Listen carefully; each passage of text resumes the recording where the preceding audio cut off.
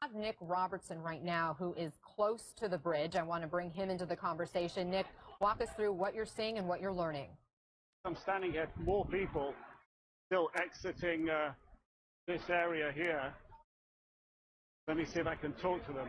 Guys, did you come out of down near London Bridge? No, yeah, kind of. Tell me what was happening. What did you see?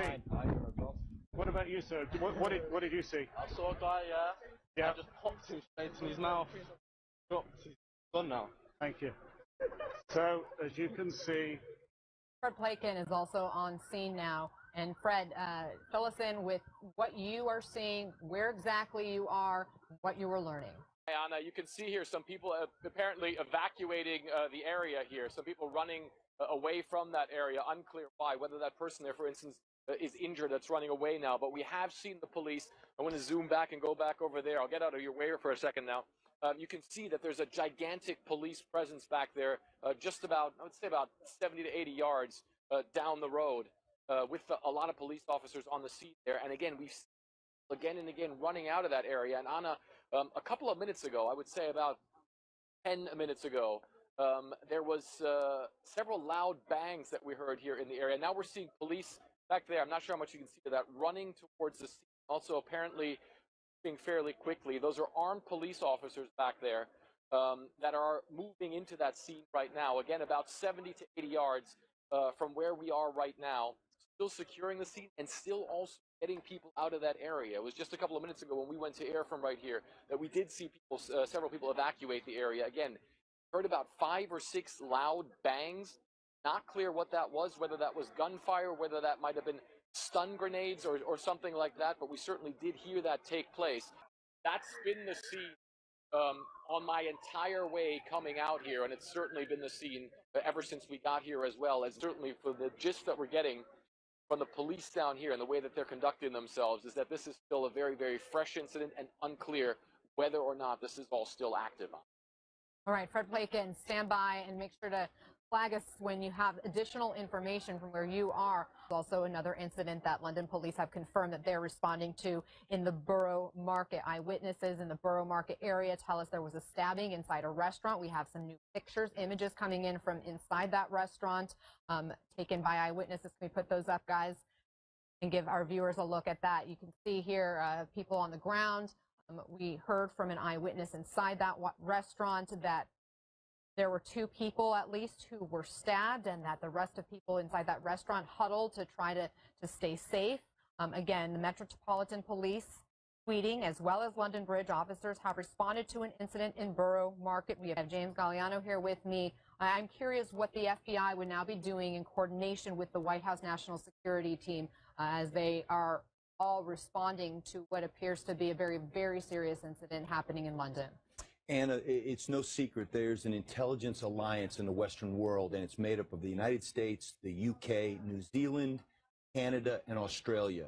We share all of our intelligence together. So I guarantee you right now, in the Situation Room, in the White House, they are discussing it with those other 4 entities.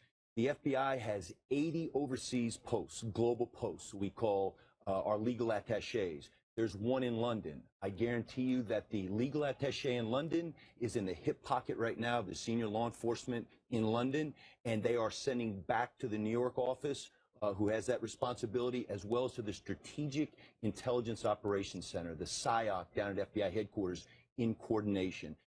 You could almost describe the activity right now as a beehive. Wow. But they've been very worried about this, very worried since the Westminster attack in March, in which 5 people were killed. And you'll remember in that attack on the bridge in Westminster, that was also a vehicle ramming, which this may well be tonight. And 1 person in that attack was stabbed back in March. We've seen these kind of scenes play out all too many times on the streets of Western cities over the last year. This all coming at a time when Britain is about to vote in a general election. That has also created concerns. Let me bring in CNN international correspondent Clarissa Ward now. She's at our London bureau. Clarissa, what are you learning from your source? Well, Anna, we're just actually on Twitter looking now. The Metropolitan Police, who have been keeping everybody updated to the best of their ability with these incidents, are now reporting a third incident. They said officers are now responding to an incident in the Vauxhall area. Vauxhall is part of London, quite far away, completely separate from Borough Market and London Bridge, which are in the east end of London. Vauxhall is in the south of London. We don't know any more about this Vauxhall incident, what it is, what's going on, whether anyone's been hurt, but they have just announced that on their Twitter account. Now, but most importantly, do stay safe out there. Joining us now, CNN law enforcement analyst and former FBI Assistant Director Tom Fuentes, and also with us, CNN Global Affairs analyst Kim Dozier. So, Tom, if this incident, a third incident now, what do you think they could be dealing with? Well, one of the things, Anna, that always comes up in these type of incidents are that sometimes plainclothes police officers running down the street are spotted by the public, and they call in that there's another person with a gun, another suspicious person, and it turns out it's not someone connected to the original incident, but possibly a law enforcement officer. So at this point, we don't know what the basis of the call is that caused the police to go running in the direction of where that call was located. So we'll find that out hopefully pretty soon.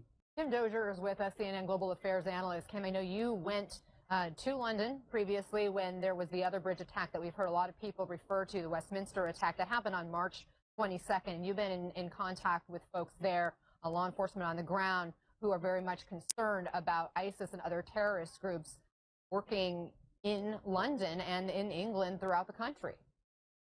Well, one of the things that I've been watching for ever since that trip there was, what is the British press saying about this incident? Because British officials at the time were telling me that they've been in conversation with the media saying, don't jump to the conclusion that it was a terrorist attack, essentially because you don't want to give the terrorists credit for something before you actually know that it was actually linked to some sort of violent militant. I have just seen on the BBC's feed one of their top security correspondents saying terrorism suspected. So CNN senior international correspondent Clarissa Ward is at our London bureau. Clarissa, what are you learning? Well, I think we're still trying to put the puzzle together. There's several key elements that we don't know yet. First and foremost, we don't know yet how many casualties there were. And secondly, we don't know yet whether these three incidents, and I should stress that the third incident in Vauxhall, we really know nothing about at this stage. But what authorities will be wanting to learn right now is whether or not there is some kind of coordination potentially between these three attacks. And of course, they're also going to be trying to ascertain whether terrorism may have been the motivation behind them. Now, it's important for our viewers, Anna, to remember that this time a week ago, right on the heels of the Manchester Ariana Grande attack, the Brits actually elevated the terror threat level to critical. That's the highest it had ever been at in a decade. They made the decision to put it back down to severe, but severe even is still very high. And certainly now we are seeing what potentially may be a terrorist attack, though I would stress that it is way too early to say that decisively. This is also coming just days before the British go to the polls in a general election. So a lot of tension and a lot of confusion. But at this stage, we're still waiting to hear a lot more information from authorities as they try to connect the dots, work out whether these were connected, whether there is some kind of a terrorist cell behind it. At this stage, Anna, though, still too early to say. Well, I would say Vauxhall is the one that kind of doesn't really fit in the picture so much. It's in the south of London. It wouldn't necessarily be a sort of hive of activity on a Saturday night, and we don't really know exactly what's happened there beyond that tweet from the Metropolitan Police. So, in other words, were the occupants of the vehicle able to get out, run away, and they're the people that were engaged at the market where the shots were fired and the stabbings allegedly occurred? And then separately, the third location, you know, we don't know what the basis was for the police responding to that location. Did someone phone in that they saw somebody suspicious running down the street, and that's what led to that call to send the armed police officers to that location? So there's all these facts that we still don't know. That are all three incidents actually interrelated? Do we have the same people causing all three incidents? And here with me, CNN law enforcement analyst James Galliano. Given that this is an incident on a bridge, we were talking earlier about the fact that this is a soft target. How do you protect people in that scenario? Well, what's going on right now, Ann, is we're dealing with the fog of war. And the fog of war, whether it's in military combat or in dealing with the aftermath of an attack like this. And I listened to Paul Cruikshank, and the CNN's terrorism expert, and he's right. We in law enforcement have to make sure not to jump to conclusions. However, in incidents like this, as this one seemingly has played out, the model resembles one of recent vintage. Have Nick Robertson right now, who is close to the bridge. I want to bring him into the conversation. Nick, walk us through what you're seeing and what you're learning.